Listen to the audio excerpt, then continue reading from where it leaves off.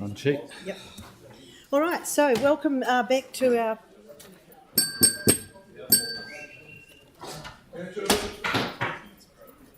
Thank you, Tim.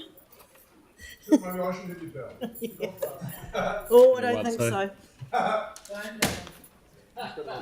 So welcome back to our information session. We're carrying on, and now we'll hear from Mark, Brent and Ike. Welcome, Tyler, about Plan Change 14. Welcome. Kia ora all, thank you. If you turn the mic on, kia ora all. Thanks very much for having us again for our seventh and final information session for the year. Lucky number 7.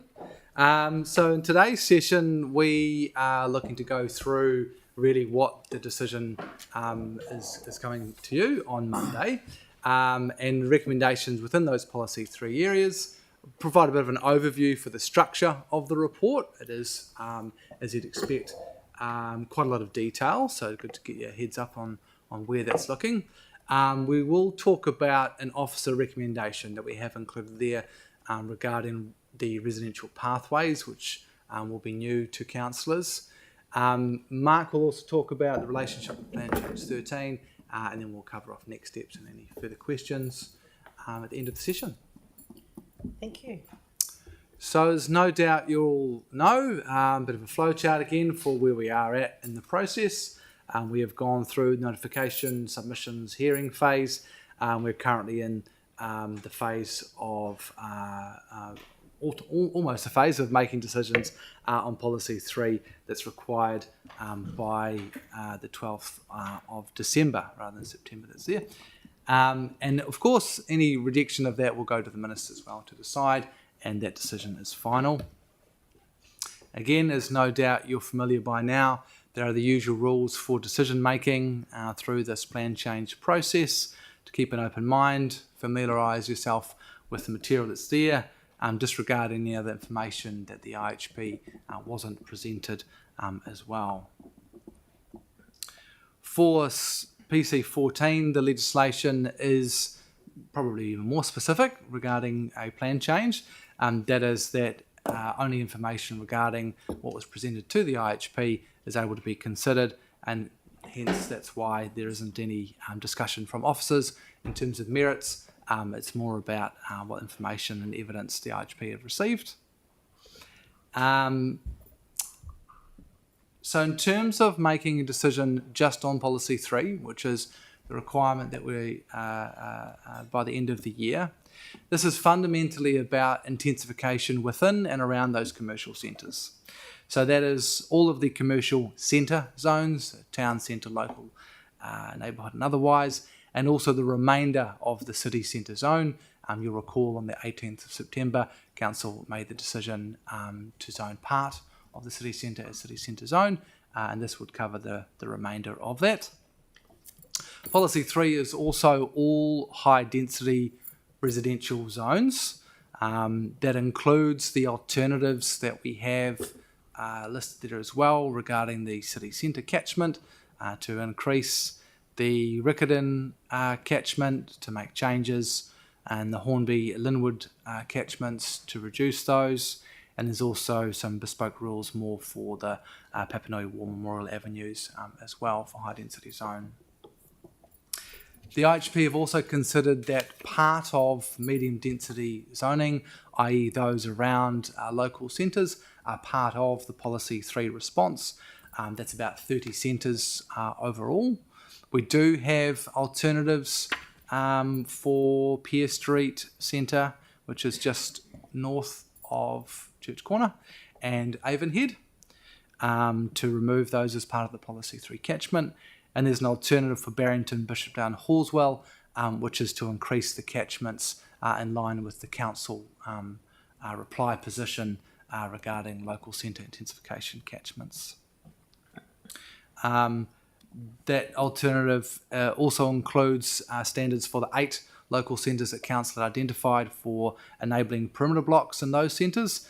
That's effectively being more lenient for the recession plane controls along the front proportion of the site to enable contiguous form along the front part of the site, leaving the rear for private amenity space. Policy 3 also means that any other zone that falls within a catchment also is intensified. So, for example, that includes the Central City mixed use area, which is within the 4 Avs, just mainly to the south of the Central City, and the South Frame, and a mixed use zone as well, which is via an alternative, which is the Syden mixed use, which is currently industrially zoned.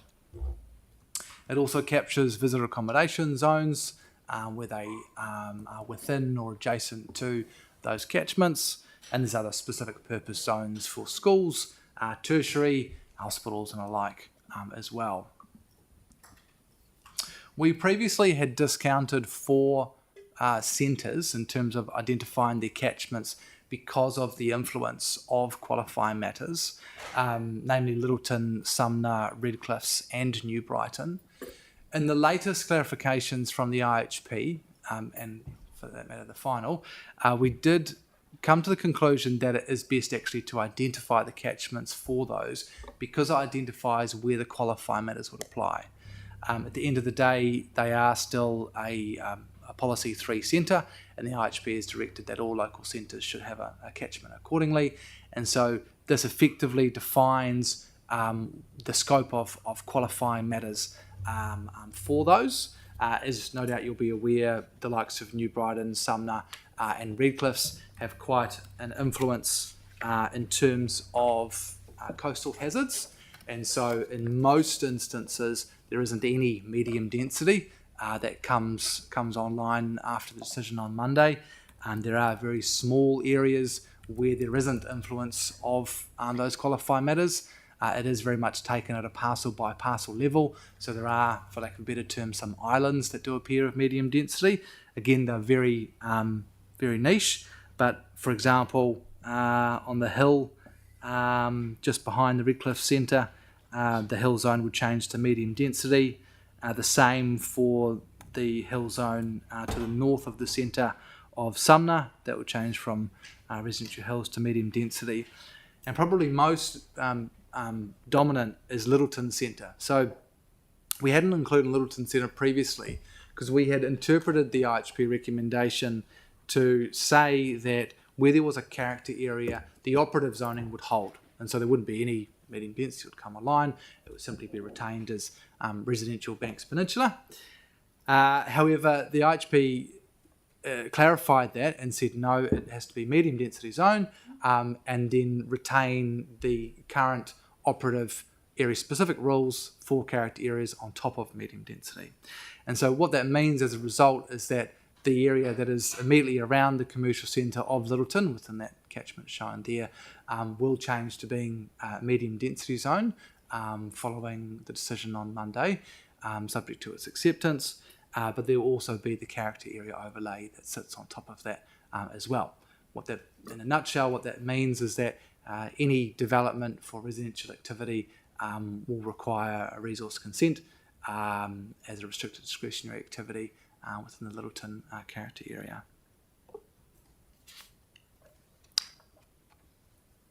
So in terms of the qualifying matters, like I alluded to in the previous slide, only those qualifying matters within Policy 3 areas are required to be decided.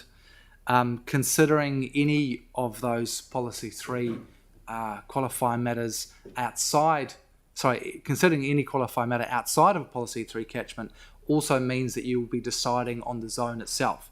And that is simply because a qualifying matter qualifies any intensification. So if you were, for example, I think we previously talked about waterways. If you were to decide on all waterways, they transect across the entirety of the city, and so you'd be deciding on medium density across the entirety of the city for those intersecting areas of water body setbacks. And so in that regard, the recommendation is very much to focus on just those Policy 3 areas. The caveat to that is where there is a recommendation to remove a qualifying matter, that doesn't qualify anything because you're removing that restriction, and so you wouldn't be deciding on the underlying zoning accordingly if that were to be the case as well. There are some alternatives that seek to extend the minimum area for decision making. The examples are that I had there for Desbury and Antonio Hall, also for Pico as well. they are all outside of a Policy 3 area. So if, for example, the alternative doesn't pass the vote for those alternatives, then the recommendation is that no decision is made, because then otherwise that zoning is introduced for that area, and it will stand in contrast really to the surrounds as well.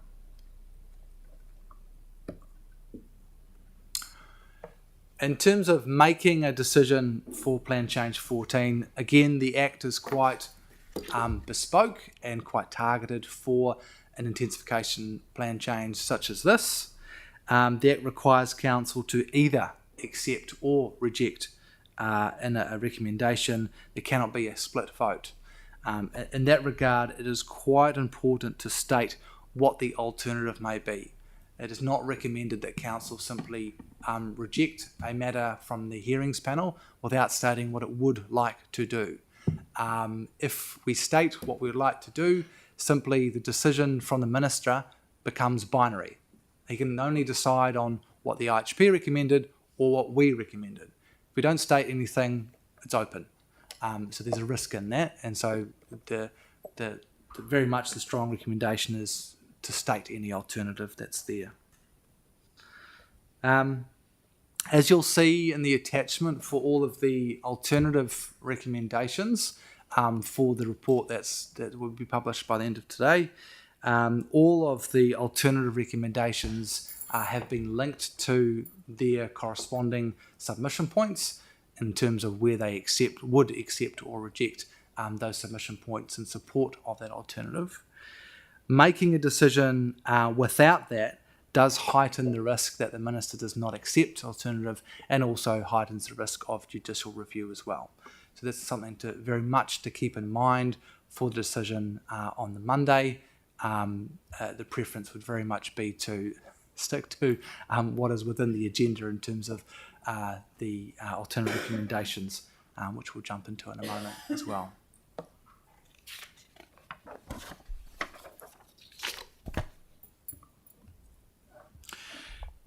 In terms of the structure of the report, I've tried to summarise it in 7 key groups. So first and foremost, what elected members will see in the report is that the first recommendation is about effectively the scope of what your decision making is, the spatial extent. That is the LGA decision. That is effectively defining the Policy 3 extent, or where there is a stated alternative. So you'll see throughout a number of different aspects in the recommendations, there's reference or links to alternative recommendations, where they say, for example, it will be X and Y unless a alternative recommendation is accepted. So it's quite important at the beginning to set the scope for what will be decided on. It's important to remember that as part of that, it's not making a decision on all the zones and all the bits and pieces that is captured within that. It's mainly just the spatial extent for what decisions being made for the 2nd of December. Following that, there is the zone decisions and qualifying matters as well. And how it's been designed is that all of those specific matters for zoning, chapters, qualifying matters, where there are no alternative recommendations, they are all at the front end. And that enables decision to be considered effectively in a block. Again, if there is any specific alternatives that nuance that, they are also tagged out as well, but they're treated separately in terms of those alternatives. The next component regards financial contributions, not necessarily a qualified matter or zoning decision, and also considers a few other council recommendations. We have some, let's say, non-alternative recommendations, is that a thing? Whereby a number of councillors have resolutions they're seeking from council. The first is from Councillor Coker regarding investigating a plan change for financial contributions for tree canopy cover. Again, it's not an alternative, it's not a rejection of the IHP, it simply is a council resolution. And the second is from Councillor Johansson regarding a social impact assessment, and there's some details on that as well. Again, not an alternative recommendation. The next section goes into the council alternatives. Now, there's been quite a lot of work on this to structure it in a way which means that should a vote fail, so to speak, for an alternative, then it simply defaults back to the IHP recommendation. Again, it's about making sure that we abide by our obligations to make a decision, either accept or reject, either way. As noted previously, there are a few alternatives that go beyond the Policy 3 catchment, those three for Desbury, Antonio and Pico Shand, and the recommendation simply is that should the vote fail for those, that the recommendation is that council doesn't make any recommendation on that. They can remain silent. There's no requirement to make a decision for those areas because it's not within a Policy 3 catchment. It's a discretionary choice, effectively, that council's making. The last part is simply smaller delegations in terms of notifying submissions and making the plan change operative and other decisions on that as well. It's worthwhile to highlight that in places in the recommendations, you'll see reference to, for example, recommendations 4A to K. That is really in reference to the scope of what is Policy 3. And so, for example, we don't want to make a recommendation, or not intend to make a recommendation for all of medium density areas. It's just the medium density areas within and around those commercial centres. And so that's in reference in terms of how that's worded there for defining what the Policy 3 areas is as well. There are other parts, other chapters which there are very, very small changes to, and they are really only consequential to the decision, and so that's in reference there as well. And so there'll be quite a lot of work from the decision onwards from staff to actually effectively dissect the recommendation, because the recommendation hasn't been drafted just on Policy 3, it's been drafted with a whole of the city lens, so all of the medium density applying as well.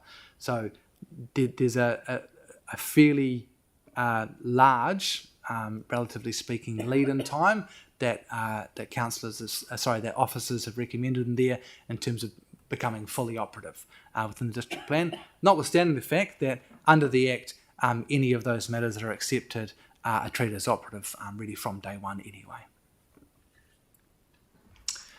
In terms of the alternative recommendations from councillors, this is the full list that is included in the decision report. We have about 20 or so alternatives that will have to be voted on. Those in pink there that I've highlighted are new or amended. Probably worthwhile just quickly to cover off the perimeter block ones as well. But just starting at the top in terms of making everyone aware, you'll see it in the decision report, but just making everyone aware about what the new ones are. So 52 is regarding the Papanui War Memorial Avenues consideration. It simply is to say that if there is a breach of height, setback or site coverage, that there is a specific consideration on the heritage effects of the Papanui War Memorial Avenues for that.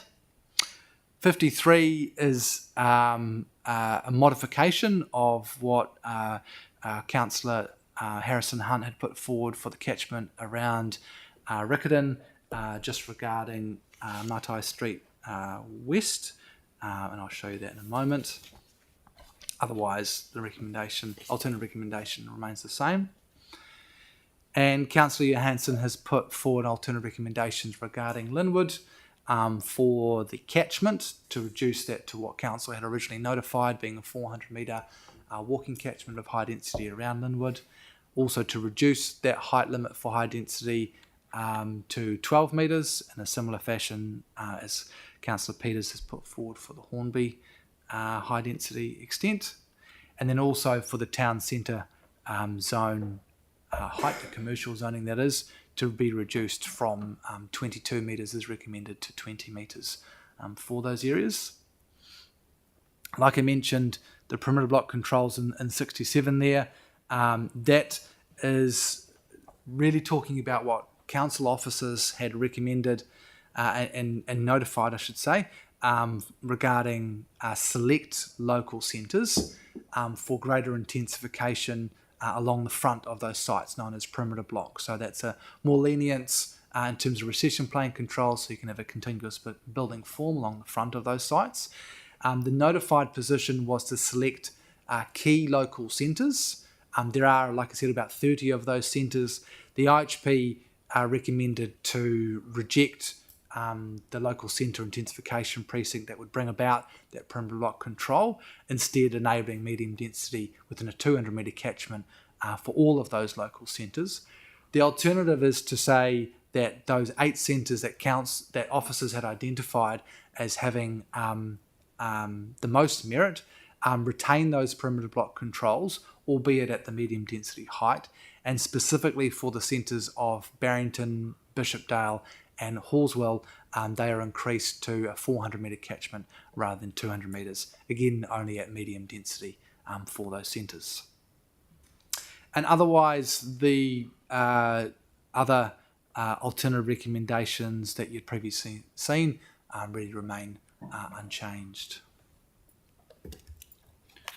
In terms of those 2 spatial extents, just for Riccarton and Linwood, they're just shown there.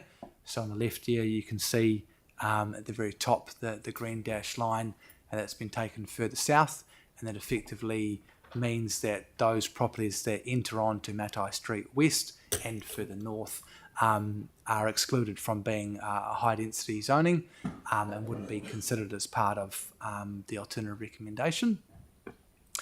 It does still include the former stockyard site at 25 Deans Avenue, further to the south there, and also takes away the high density in the Riccarton Bush interface there as well. Worthwhile to add that Councillor Keown has also put forward an alternative recommendation for the former stockyard site at 25 Deans Avenue to introduce a specific heights control to enable 36 metres in height, which was the submission from Kaingora in that respect. Like I said, for Linwood, Councillor Johansson's alternative recommendation is to put forward the notified walking catchment for Linwood, which is a 400 metre walking catchment.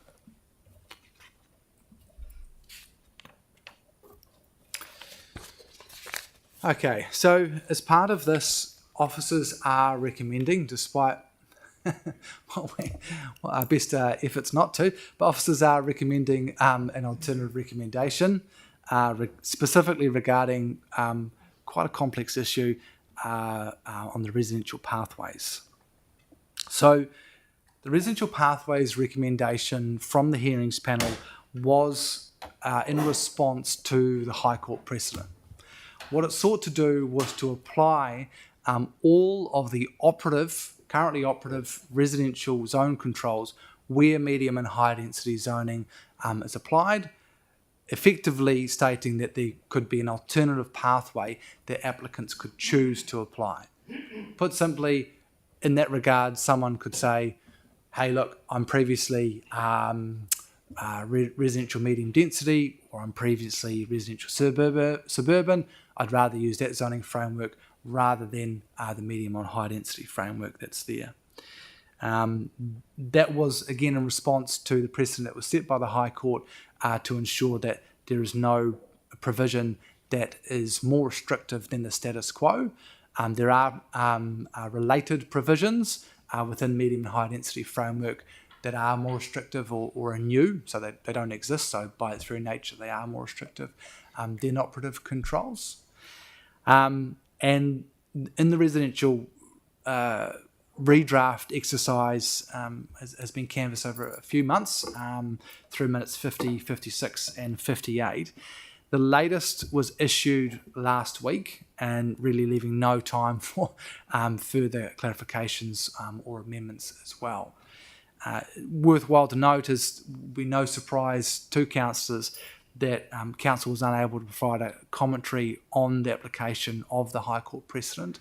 The precedent was set, or the decision I should say, was released following the close of hearings on Plan Change 14, and also following the close of the release of Council's final position, known as Council's reply as well. The IHP didn't seek that Council or any other party provide commentary on the application of the High Court, and so there's very little option that officers have but to seek to clarify the position that the hearings panel put forward, hence the residential redraft. Just adding to what Ike said, and as a refresh, you'll recall that when the panel made their recommendations at the end of July, the recommendations report included a request that council officers assist to rewrite the residential chapter, and that was one of the primary reasons for us seeking an extension of time from the Minister until 20th of December, as was subsequently granted, for this to occur. And there's been, as indicated by Ike, with 3 minutes from the panel, some back and forth to seek clarity and also direction on what council officers have done to assist the panel, and hence reporting to you now. So in terms of the implications of what the panel has recommended, in a nutshell, the residential chapter is split in two. And so that provides for the PC14 route or the operative route. And so that's subchapter A for the PC14 route and subchapter B for the operative route. The preamble of all of that in terms of the rule framework really details how each of these pathways is enabled and ensures, and probably most critically, that they're only ever assessed individually. They're seen in isolation. Council officers throughout this process of going to the panel, which has been accepted by the panel, and note that the hybridisation of rules across those frameworks could lead to significant issues, i.e. not knowing which zone you are because you are two zones. And so it is a very complex framework to comprehend, and so the preamble rules really set the ground rules for how that gets treated, so they're extremely important. The panel in their final recommendations through minute 58 recommended additional rules to that preamble which effectively state that both of those pathways can be considered at the same time, and that very much heightens the uncertainty and legal risks around that. And most critically, the latest recommendation, in our view, contradicts earlier recommendations from the hearings panel. And so, in a nutshell, if Council were to accept the IHP recommendation, it would be unclear what the recommendation actually is, because it is not clear across those specific minutes. And I dare say that's a product of its complication and the protracted nature of doing this redraft. So officers have put forward an alternative that is, yes, to accept the independence of the pathways, as the hearings panel have stated, to reject any provisions that remove this independence or make it unclear, and to simplify the duplications of the chapter's approach, the A and B track, most predominantly to ensure that it reflects a policy 3 only decision, because there will be duplications of chapters or sub-chapters throughout the residential framework, and so we're trying to make it really as simple as possible for our poor plan users and consents officers as well, internal to council.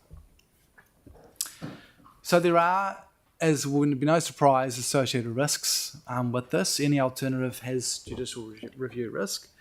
There wasn't any option, like I said, to go back to the panel to seek further clarification because of the time frame that we have to have this complete by the end of the year. And the only other option under the Act, under the first schedule, is to make refinements of minor error or minor consequential changes, which this is not.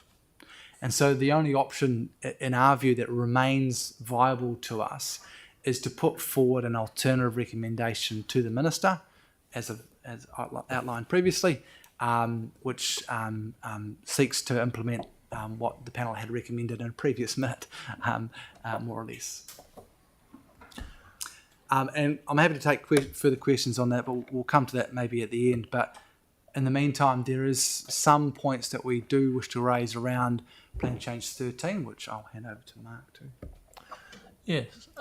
So Plan Change 13 has been taking a back seat, for want of a better term, relative to Plan Change 14. Plan Change 14, we've had a statutory time frame to meet, and just casting back, we notified Plan Change 13 on heritage on the same date as Plan Change 14. They went in parallel together through the submissions process, and we had submissions on both. Some of those submissions were duplicated across both processes. After submissions were received and summarised, including further submissions, we paused on Plan Change 13, and with the view that Plan Change 14 hearings would advance, and that was deliberate because Plan Change 14 is subject to the statutory requirement to make decisions within the specified timeframe. Plan Change 13 did in large part duplicate what was in Plan Change 14, and you may ask why. There were so Plan Change, as background, Plan Change 13 started before we had clarity of direction from central government, and that subsequently gave rise to 14. So work was in train on a heritage plan change prior to 14. Through the process of developing Plan Change 14 and identifying where intensification should be enabled, we recognised that some parts of the city should be limited in terms of the level of intensification allowed in those areas because of heritage. That led to to work and establishing evidence to justify residential heritage areas being groups of houses or buildings that together constitutes heritage, as well as sites and buildings where the heritage values of an individual building or site warranted protection. And the duplication of those matters within both plan changes effectively was to recognise that in light of what was subsequently led to the High Court's decision, the Environment Court had reached a conclusion in the context of Waikanae that a plan change such as Plan Change 14 shouldn't introduce new controls over and above the reducing the status quo. And so there was a risk from the outset that residential heritage areas may not be seen by the panel as within the scope of 14. So hence they were duplicated in 13. That's just one example I should point out. The hearings panel came back with recommendations on qualifying matters, and that included heritage. And in doing so, they rejected the proposition of residential heritage areas, and that was partly on scope. They didn't think that the introduction of residential heritage areas through that process was appropriate and should be better heard through Plan Change 13.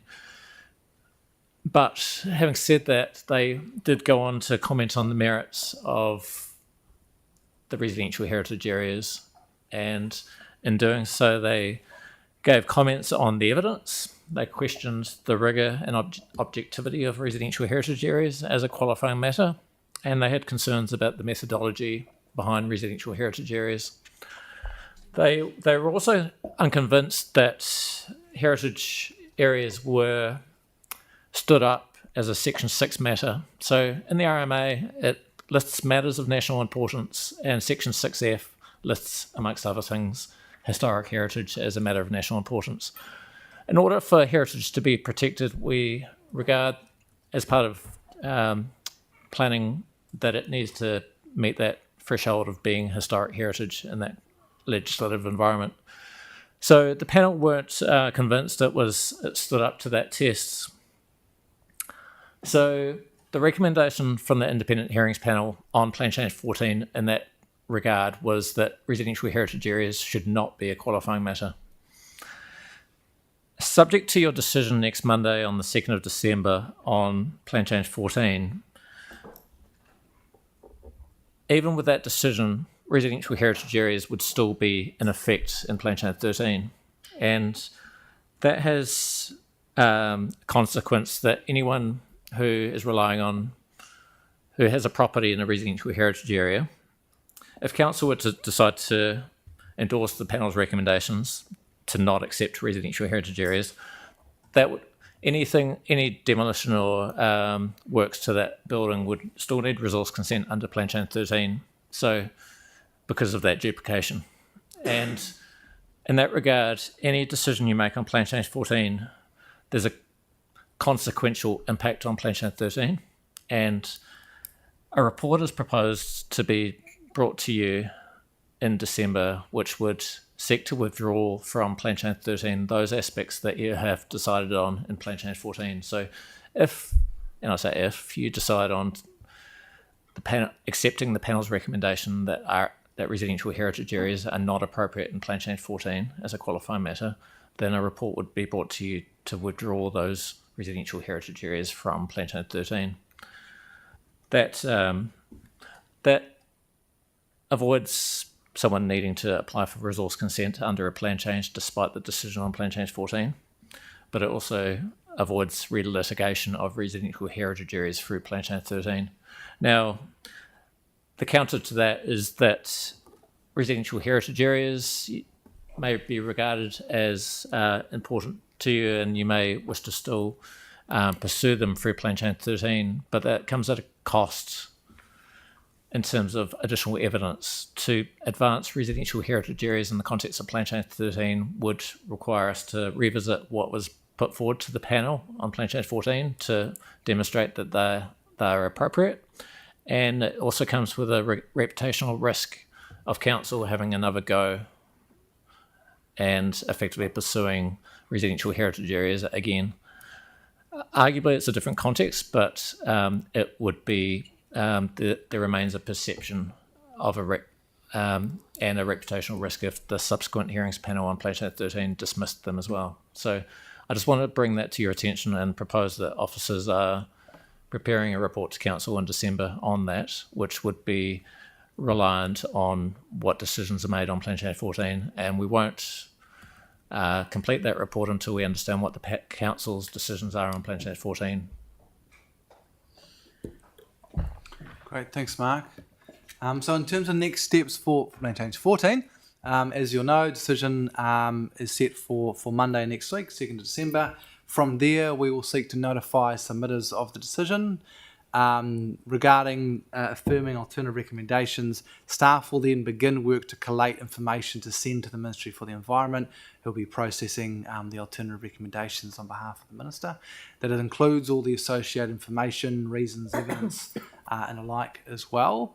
And so that'll take a few weeks. We'll also begin to integrate those parts of the panel's recommendations that have been accepted into the district plan. Again, given the nature of how the recommendation has been drafted, that will take some time to integrate it fully within the plan. And we will also assist our dear friends in the resource consents team in terms of applying the rules as they're treated as operative from the day of the decision as well for those that have been accepted. Happy to take questions on the presentation. Great. Just on that, the pathways that Ike described, happy to provide more information on that, recognising it is complex even for officers. That's good to know. Thank you. I feel better now. We've got 7 questions, beginning with Mark, then Sarah and Tyler. Thank you. I probably know the answer to this already, but I feel I need to ask it anyway. The IHP, are they going to actually attend our meeting on Monday and be present? No. No, there's no duty for them to, and I believe we've given advice on insofar as any views they have are expressed in writing for visibility and transparency to all submitters. Yeah. I'll express again that I'm disappointed at that. It's a shame. Sarah? Good, thank you. Just on the additional local centres for Redcliffs, Brighton, Sumner, those 3 specifically because they are coastal, slide 8. Littleton's a bit higher.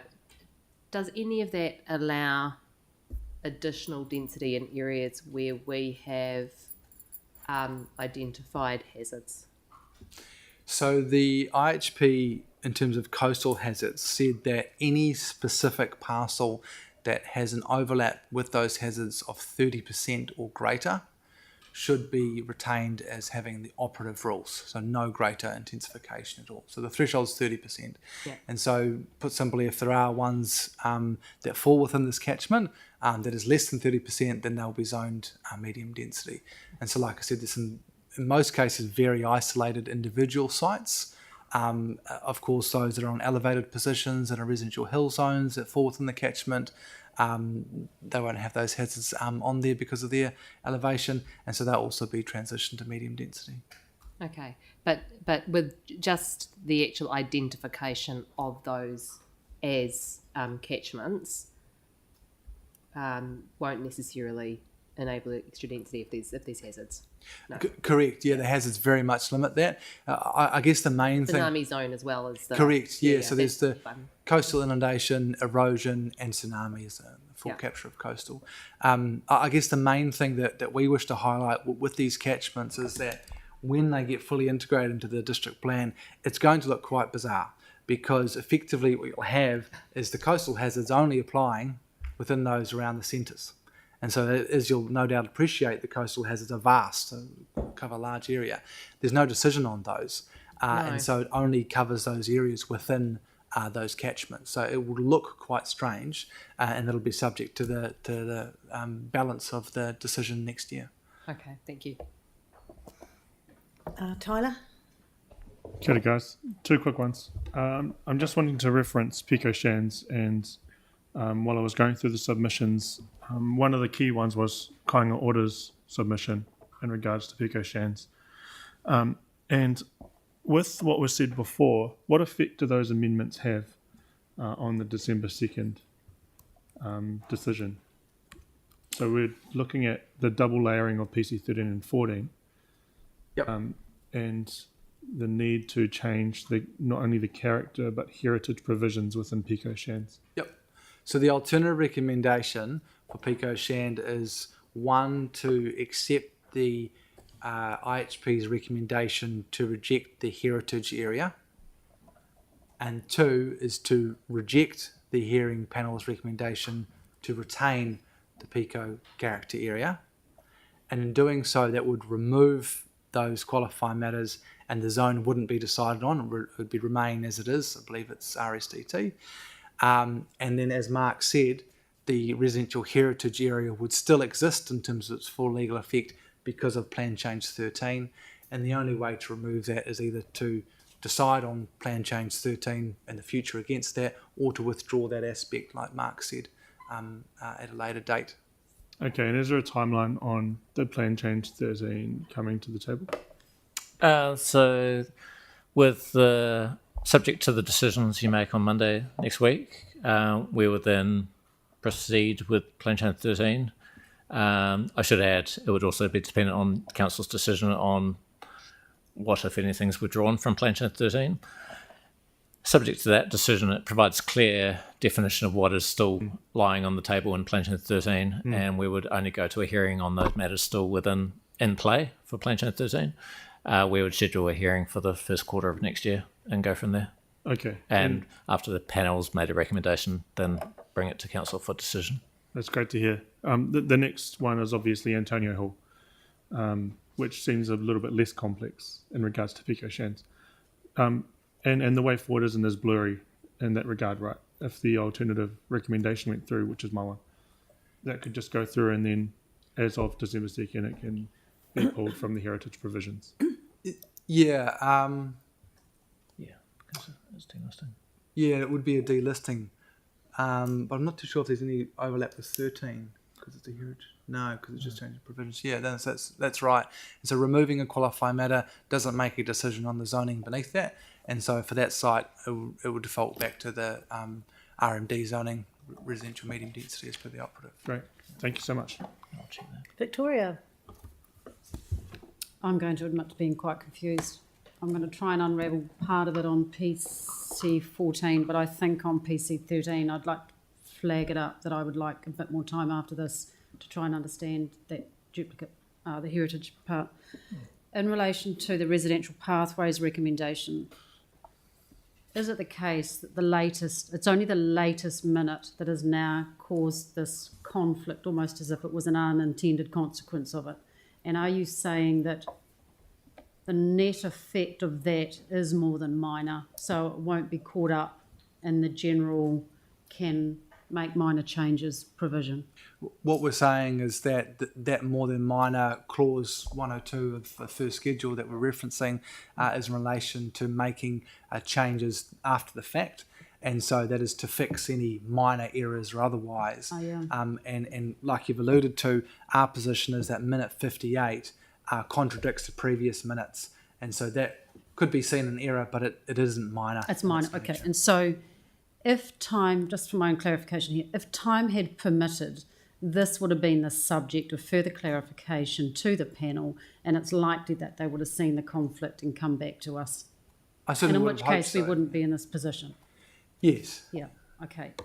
In relation then to plan change 13 in the residential heritage areas, when can we expect to receive your report? We're aiming for the last council meeting of the year, the 11th of December. Okay, so I got a bit lost in what you were saying, Mark, so can I flag up, please, that I would quite like a bit more time, whether it's after today or sometime between now and next week. Yes. I'd be grateful for that session, please. Tim? Yeah, and I think Tyler kind of mentioned it before, but just simply, residential heritage areas generally will remain qualifying matters until next year when we look at PC 13. Is that correct in general? Or In terms of their effect for a plan user, Yep. correct, without their withdrawal from plan change 13, they will remain in effect regardless of the decision that's made on plan change 14. Right. Yep. Yep. So, yep. Okay. Thank you very much. Cheers. Mel, did you have a question? Yep. You're with the residential heritage areas. So if a councillor put up an alternative recommendation now to say keep that, that would force us to vote on that next Monday and make it clearer for what the forward pathway would be, wouldn't it? Yeah, that's right. So there are 4 residential heritage areas that overlap with policy 3. So those are the 4 that you're required to make a decision on. The rest you can be silent on because you're not required to make a decision for those areas beyond that. So what are the 4? Yeah, there. Inner City West. Heaton Street, Littleton, and Chester Street. East. East. Yep. So those are the 4 that you must make a decision on Monday. We only got 3 of those. What's the 4? Chester Street East, Oh, Chester's, yeah. Heaton Street, Inner City West, and Littleton. And so the hearings panel recommendation is to reject them as qualifying matters, and so that leaves plan change 13. And so, yes, if you wanted to go against that recommended rejection, that would have to be an alternative. But if we wait till the 11th and do, if we were to take the residential heritage areas out of PC 13, that would be all of them around the whole city. So more than just the 4. The advice, as it stands, is to take them all out on the basis that the points are made about the panel's recommendations is relevant to all of them, the evidential basis, and so forth. Yeah. Okay. With the so number 55, which is Councillor Templeton's things on recession plans around the small and medium local centres, isn't it? Yeah. Can you? To be honest, I don't understand perimeter block controls when you talk about that. Can you explain how that recession plans and that link together? Sure. So recession plan rules apply at the parcel boundary. And so the IHP have recommended that the MDRS recession plane applies, notwithstanding the fact there's an alternative for the sunlight. We'll just put that aside for now. But the MDRS recession plane would mean that a plane is applied from 4 metres height and then at 60 degrees regardless of the orientation, and that applies along all of the internal boundaries. The perimeter block control means that the first 20 metres of parcel depth from the street to the rear of the site, or 60%, whichever is lesser, there is no recession plane control that applies, enabling the full use of the building form control near the boundary. So that means that only a 1 metre setback would apply. There is no recession plane control that's there, and it's to incentivise multiple development along the frontage, so purchasing multiple lots and doing a whole row of houses. So I think Councillor Templeton has cited the development from Brooksfield near Selwyn Street, but that's quite a good example of what that would look like. Yeah.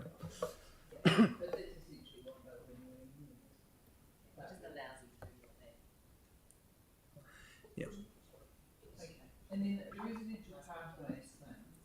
So just to clarify, I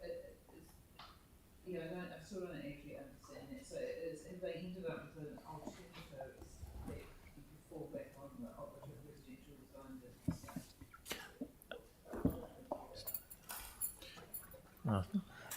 Effectively, if someone's applying for resource consent, the idea of the pathways is that they either choose the operative rules for that site or the Plan Change 14 rules So you talk about now or in the future. What the IHP have recommended. isn't the whole point of PC 14 to make everything more innate, and so why would you fall back on something No, so what that comes down to is that there are some provisions that are added on to Plan Change 14. For example, fencing controls or location of vehicle parking or mechanical ventilation, ancillary kind of level of controls that are more restrictive than the status quo, simply because the status quo doesn't have those. And these new rules are designed to manage intensification through Plan Change 14. And so the panel, instead of looking at it on a provision by provision basis and making a call on that, they found that the easiest method was a wholesale approach to say the whole of the chapter can apply as operative if an applicant chooses to do that. The problem that we have through minute 58 is that they've changed the rules that officers had suggested in terms of managing those independent pathways that both can be considered at the same time, which makes things extremely unclear and open to challenge. And we have a lot of issues with the hybridisation of that. And so our alternative is to ensure that they remain independent. Again, we haven't been able to provide commentary on the interpretation of the High Court precedent, so I've simply been, directed to implement the residential redraft accordingly that way. So the hybridisation I described would effectively allow an applicant to choose rules from this basket and rules from this basket, blend them to create some hybrid. Yeah. Yanni? Just finding it kind of frustrating that we seem to have so much conflict with the IHP, and it feels like we're getting put in a really unreasonable position by the decisions and minutes that they're issuing, and yet we're paying them to do this work. Is there any sort of mediation or resolution service that we can access around this tension, or is this just the legal process and tough? The only avenue before a decision can be made is through seek clarifications of the panel. And so there've been quite a number of minutes or memorandum that we've sent to the hearings panel since they issued their recommendations in July, which has resulted in a number of additional addendums to the recommendations as well, and further changes. But that really is the limits. If they make something that you as council or officers don't agree with, that's their position. And so the only option that we have is to either accept or reject with an alternative to the minister. So this kind of feels like Scotland's Road Crossing, where we're being forced to do a whole bunch of stuff in a very short time frame that's just not realistic, either from cost or capacity. I mean, is there any discussion about going back to the minister and saying, look, this is just becoming unreasonable? I mean, the whole plan change pathway thing that you've just described, to land that on us now within what 3 or 4 days of our meeting, it just seems inherently unfair and unreasonable. Victoria had a term for it for Kiwi Rail, I forget what it was, but it feels like this is what's going on with the panel. Ultimately, I'd make 3 points. Firstly, the panel are independent, and that's prescribed in legislation. Secondly, they only exist because of legislation and aren't a decision-making body in themselves. They can only make recommendations to council. And thirdly, council is ultimately the decision maker. So if we're not satisfied with the hearings panel, the decision lies with you. Granted, if you go against the recommendations, that goes to the minister. But if we wish to raise it with the minister, the method for doing that is to reject the panel's recommendations. If we just rejected it in its whole, what would happen? Again, strongly advised not to do that, because it opens up the potential for the minister to consider alternatives that may not be in council's interest across the whole spectrum of potentially of submissions. It's unknown, but what we do know is that by stating an alternative, that decision from the minister becomes binary. So there's real power in stating an alternative. Council needs to be clear on what the alternative is. I understand that, but to the point that's just been made, I don't feel like we can make good decisions based on the late information that we're getting around these alternative things. Like, I don't quite comprehend how we're expected to come up with something that's so ambiguous. Well, with respect to the residential redraft, officers have put forward an alternative that we feel addresses the inconsistency and issues with what the panel have raised in the most recent minute. So, frankly, we would feel that if the minister accepts that alternative, that the issue is resolved. Okay. Look, I know what you're feeling, Yanni. I'm trying to get my head around this whole residential redraft. Process. Yeah. But just the only other thing I was really interested in was the High Court precedent and the way in which, so the public, the community never had a chance, council never had a chance to address that through the IHP. So does that go to a sort of, I don't know what you'd call it, a duty of reasonableness or fairness that actually using something that's not part of your evidence? Maybe I'll answer that from a legal point of view. Yeah. Councillor, no, it doesn't. The High Court decision tells us how to interpret the legislation. That's all it does. Okay. There was some sections in the RMA that were unclear, and the High Court decision makes it clear. It doesn't. It made its interpretation, which the council must follow because it's a High Court precedent. Right. Its interpretation was different from the one that the council preferred at the start of the process, and that's unfortunate, but we must follow the High Court interpretation. But it effectively changes all the rules. No, it doesn't change any rules. What it does is tell us what a section in the RMA means, and we need to apply that. So it applies changes to the RMA? No, it doesn't. It doesn't make any changes to the RMA. It tells us what the RMA says. And makes us change our plan in accordance. No, it doesn't make us change our plan in accordance. It makes us aware that we cannot, in a Plan Change 14 process, constrain existing development more than does the operative plan. Simple as that. So, right. Okay. Aaron, you've got a question?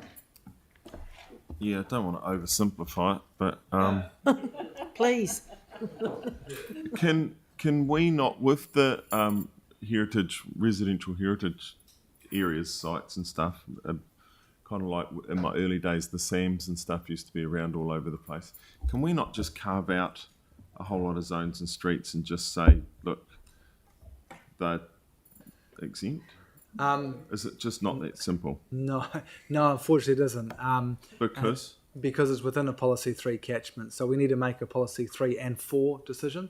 So 4 is all the qualified matters that apply within Policy 3 areas. So the Minister's directed that we must make a decision by the end of this year on Policies 3 and 4. And so like I said, those 4 residential heritage areas are within those Policy 3 catchments that the hearings panel has identified.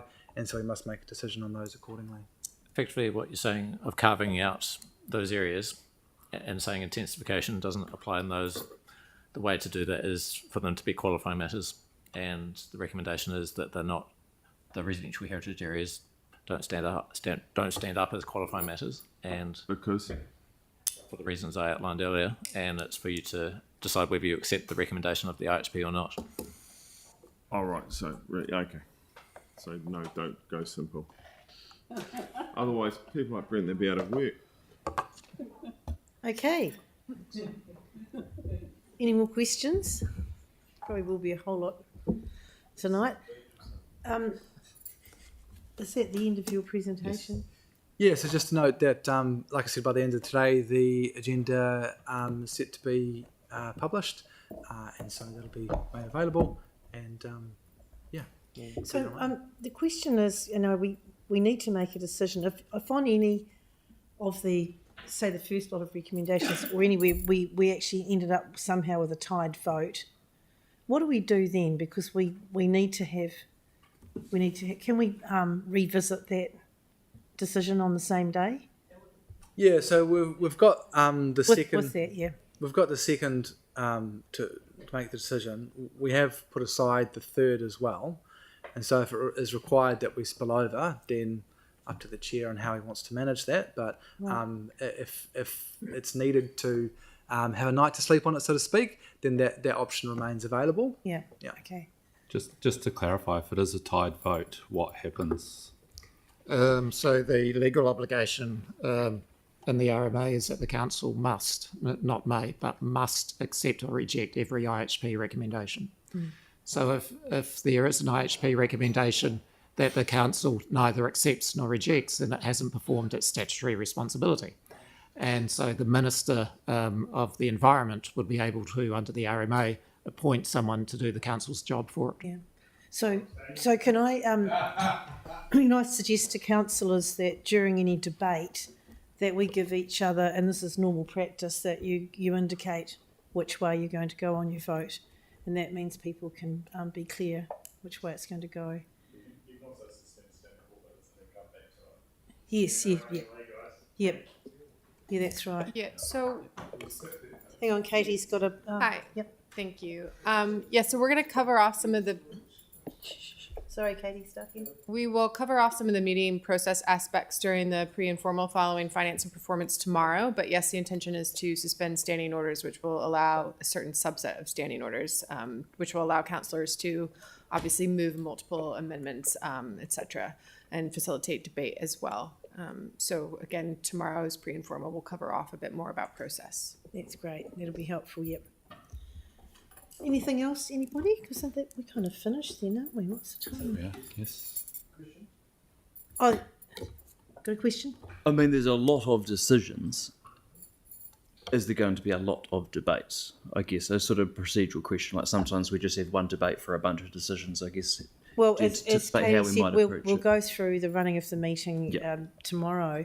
But as I already alluded to, like you call it, the low-hanging fruit, if you like, the first block of they'll be put in blocks. Yeah. And I'd say one debate for all of that, and then we'll move into the amendments, and then hopefully we may be able to minimise the debates on that, but we'll be trying to get through as quickly as we can. So we'll deal with that tomorrow as well. Yeah, there are over 70 recommendations in the report, but considering how it's been organised, I'd anticipate each one of these be considered separately, and then maybe about 5 blocks ahead of that, so it can be compressed quite easily. Yeah. Thank you. But I don't anticipate full debate on all of them. I mean, the amendments, for example, we don't all have to debate on every amendment. I think the mover and seconder would probably take control of that. So we'll just bear that in mind. So who Yeah, exactly. Yeah. So who defines the blocks? Who defines the blocks? Is it? So that's the staff are compiling them as per ease of dealing with them. We'll talk about that tomorrow. And in the that'll be session tomorrow. Yeah. Structure So you say so the agenda's out today. It's out now, is it? It's going to be soon. Soon. That's the numbers one. Yeah, it's amazing. Yeah. Do you have anything to add? Just in response to Councillor Harrison Hunt's question, this list here represents in broad terms the structure of how the recommendations are grouped. So, in effect, these are the blocks, but it will become clearer once you see the report. Yeah. And that'll be before the meeting tomorrow, so you'll see it. Yeah. The vote will effectively be these, but then number 6 times 20, because there are about 20 alternatives.